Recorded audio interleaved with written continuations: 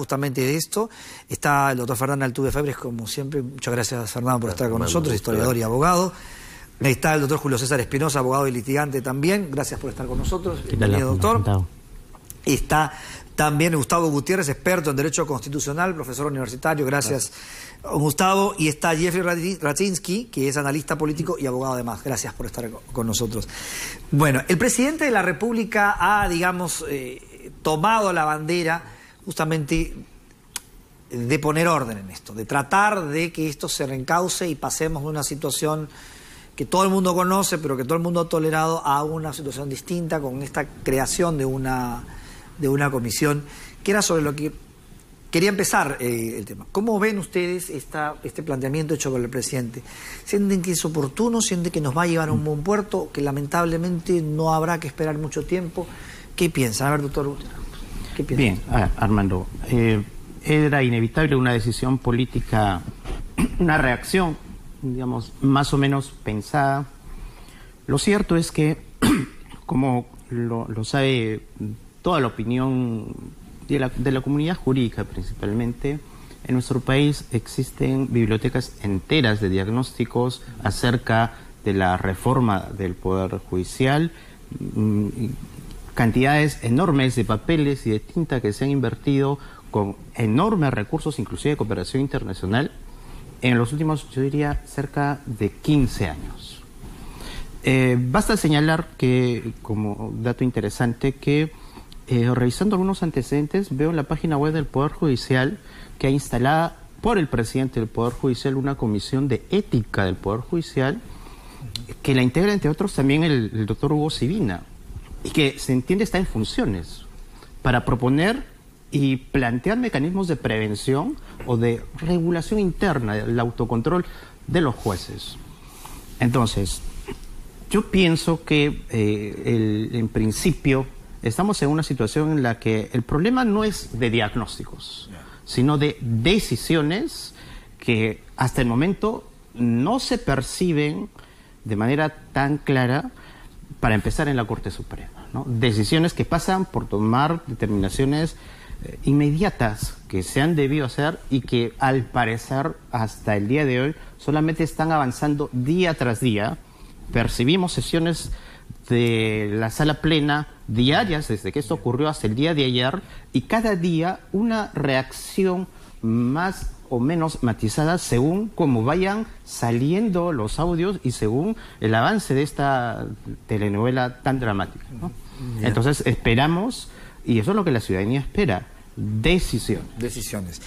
Fernán, ¿la decisión del presidente es la adecuada? ¿Formar este grupo de trabajo?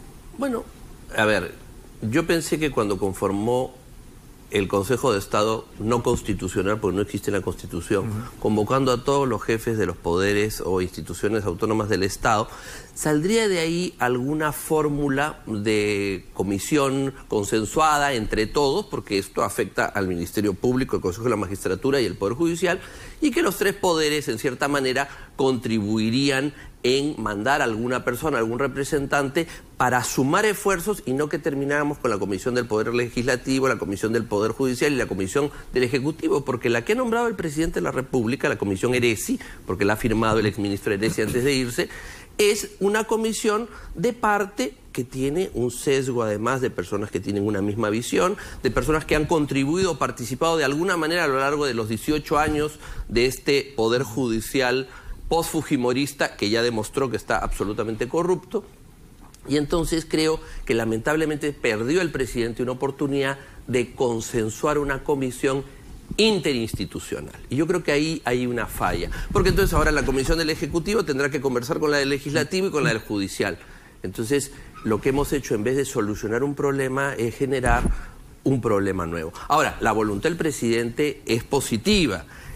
El camino probablemente era el correcto. Lo que pasa es que los pasos para llegar a ese camino me parece que se han entorpecido en lograr el objetivo, ¿no? Ahora, vincularlo a 28 de julio es como que apurar demasiado las cosas, ¿no? Uno no puede pensar, algo muy serio no puede salir de va a salir un bosquejo, ¿no? Y si quiere presentar además ese proyecto al legislativo en 28 de julio, donde no hay ninguna persona cercana a la mayoría parlamentaria que tendría que aprobar esos proyectos, o sea, que le fuera informando a la bancada qué cosa es lo que se está aprobando para que lo puedan aprobar y no el día 28 de julio escuchen algo salido del sombrero como un conejo, entonces definitivamente no estamos haciendo las cosas bien según lo que yo veo, ¿no? Ajá. Y Jeffrey Radzinski, ¿tú qué piensas? El presidente Vizcarra ha procurado asumir un liderazgo y tomar acción inmediata frente pues a una crisis dramática, una nueva crisis política profunda y dramática. Entonces, desde el punto de vista de la rapidez, de la inmediatez por tomar alguna acción, yo saludo la medida, creo que está bien. Pero coincido en el hecho de que de aquí a 28 de julio es difícil pues trazar un camino concreto, serio, un derrotero por dónde ir. Ahora, hay dos puntos que me parecen muy importantes. El primero es el tema de liderazgo para cualquier reforma, para lo que se pretenda hacer. Y lo segundo es que nos encontramos a mitad de esta novela dramática, porque hoy van a salir probablemente más audios, IDL y Panorama anunciaron que mañana van a publicar más audios, entonces las renuncias van a continuar, el escándalo mediático va a continuar, y en paralelo, estoy seguro, van a seguir saliendo los anuncios, entonces no tenemos claridad tampoco sobre la magnitud de lo que va a salir todavía, ¿no? Claro.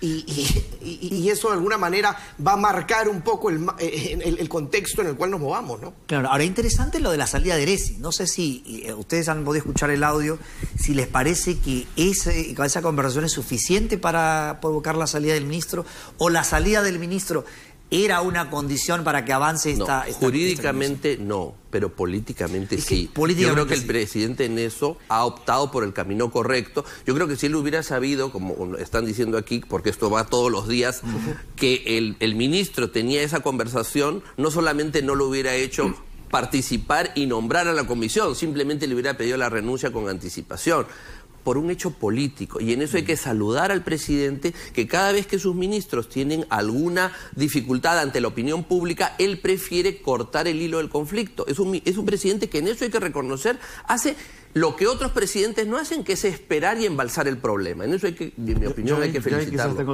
otra lectura, ¿no? Sí, Gustavo, a ver. En el sentido de que tal vez ha sido un pretexto para poder retirar a Erezi del Ministerio de Justicia, porque en realidad Erezi andaba pues en temas de reforma de justicia más perdido que el propio presidente. Entonces, yo creo que son 3 meses bizantinos, un viceministro muy oscuro de justicia. No ha habido ningún aporte en temas de reforma al sistema de justicia, y que es un clamor que viene desde el año, lo sabe el doctor Espinosa, del año 2001, que se instaló el Acuerdo Nacional por la Justicia y luego la Seriajus. Y yo creo que el presidente ha hecho algo muy híbrido, no se sabe lo que quiere, no se sabe hacia dónde va, porque una reforma tiene 2 componentes.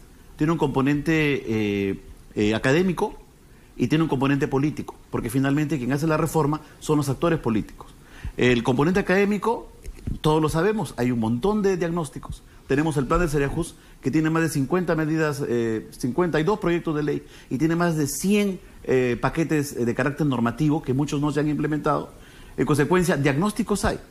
Si el presidente quería hacer un diagnóstico con especialistas en materia de justicia, pues yo no veo acá en esta comisión ningún especialista en materia de justicia.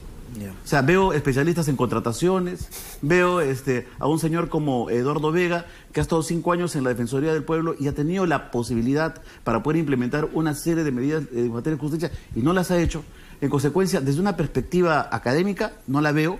Podría haber estado Pázara, podría haber estado Javier de Belaunde, podría haber estado Gorky González, etcétera. O sea, gente que ya entiende la lógica jurídica, que entienden la lógica de la reforma de la justicia. Y si el señor hubiera querido hacer una propuesta de un equipo político, pues se ha equivocado, porque tampoco yo no entiendo cuáles son los actores políticos que ha convocado. En todo caso, hubiera convocado al Acuerdo Nacional, hubiera convocado a todas las fuerzas políticas y sociales para poder consensuar una propuesta política para llegar al Congreso, porque definitivamente va a tener que pasar por el Congreso. A ver, doctor Espinosa, ¿usted coincide con eso? Digamos, la conformación en sí, digamos, nombre por nombre, ¿no es la más adecuada? Yo pienso que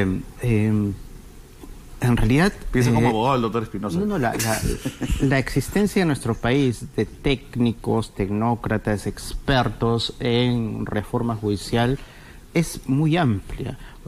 Si algo nos podemos nosotros de alguna manera jactar, es que existen profesionales que han desarrollado una labor importante en hacer diagnósticos. Ya ha mencionado algunos nombres Gustavo. Creo que de eso no adolecemos. Entonces, la conformación en sí creo que tiene más bien un cariz más simbólico, personas de alguna manera con una trayectoria emblemática, que es lo que creo se necesita para dar el impulso a un programa, por lo menos inmediato, para esta crisis. Pero lo que sí se demanda es que haya una labor inmediata para resolver esta crisis. Hay que distinguir, y eso ya lo hemos conversado antes, lo que es la crisis donde se requieren decisiones inmediatas y de lo que significa un programa de reforma judicial, que es una cuestión a largo plazo, ¿no? Una cuestión que pasa por un proceso de factores entre jurídicos y políticos que habrá que condensar. En esto y en lo inmediato es lo que en realidad se esperan gestos. La renuncia de Geresi es un acto político, más allá de lo que signifique su aporte en los meses que ha estado en el ministerio, es un gesto político. E institucionalmente también se hace política. Y en la Corte Suprema lo que todos los ciudadanos esperaban era que haya una decisión interna para adoptar alguna medida que permita que los jueces cuestionados, incluyendo el juez Inostroza, deje sus funciones. Pero la Corte Suprema no ha tenido la capacidad de adoptar esa decisión. Y acá quiero por lo menos recordar algo. El Consejo de la Magistratura no tiene facultad para adoptar medidas cautelares de suspensión, digamos, provisional de alguien cuestionado, de un magistrado supremo cuestionado. Pero la Corte Suprema sí tiene la posibilidad de adoptar esa decisión. De hecho, se lo han pedido, no le han pedido que se vaya. Pero, digamos, una cosa, un magistrado que tiene tan serios cuestionamientos, se reúne toda la sala plena que tiene poderes amplios conforme a la ley a su ley orgánica y lo invitan a que deje el cargo, ¿no? No, la sala plena tiene la posibilidad de desarrollar o implementar decisiones para adoptar medidas de carácter preventivas. Y creo yo que acá hay que recordar algo importante. Esto está en los anales de tantos debates judiciales. Hace más o menos 2 años hubo un debate, una suerte de debate entre el Consejo de la Magistratura y la Corte Suprema, porque la pregunta era esa: ¿quién tiene la potestad para adoptar medidas preventivas contra magistrados supremos? Destitución no, solamente es competencia del Consejo. Y en ese debate se logró visualizar que la Corte Suprema podía realizar esa facultad. Sí, y nunca la hizo. Ahora, la lectura política de los gestos del presidente me parecen interesantes, porque de todas maneras van a desembocar en el Congreso.